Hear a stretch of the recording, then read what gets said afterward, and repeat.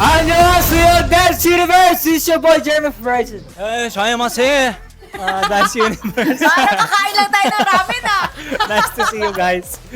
Pero guys, grabe, sinayaw nyo, breaking. Thank you. Katulad nga Hirap. ng sinabi ng Dance Authority, parang isa din sa mga pinakamahirap, lalo na if hindi ka naman talaga sanay dun sa genre na yon. So, ano yung part na pinakanahirapan kayo? Ako, stance. Lahat. Lalo na to. It's my first time doing this. Kasi, hirap magana ng core. Minsan nakabuka. Kapag ginagano, sabi ni Coach, Giro, isara mo yan. Pero dami kong Sinaran beses- niya naman. Sinaran niya naman. And I think yung daming timing. beses. Oh, yung timing rin. Kasi iba yung bilang medyo eh. Kailangan ano mo siya, ma-feel mo siya, enjoyin mo siya. Kasi sabi nga ni Coach Jun, kapag ka hindi mo ma-enjoy, mas lalong parang magiging stiff yung katawan. So sa B-boy talaga, feel mo lang, enjoy ka lang.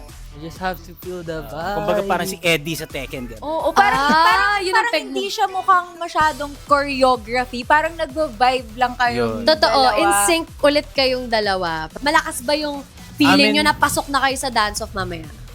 Siyempre, positive kami lagi. Oo, positive pero ayoko mag-expect eh.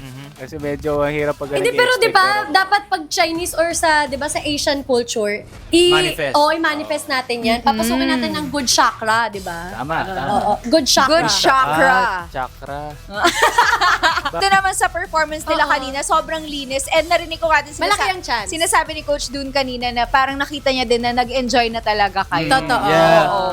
And aside from that, talagang ang angas talaga kasi. Iba. Ang And I'm angas. sure ang dance universe natin talagang Yes! Tama yan.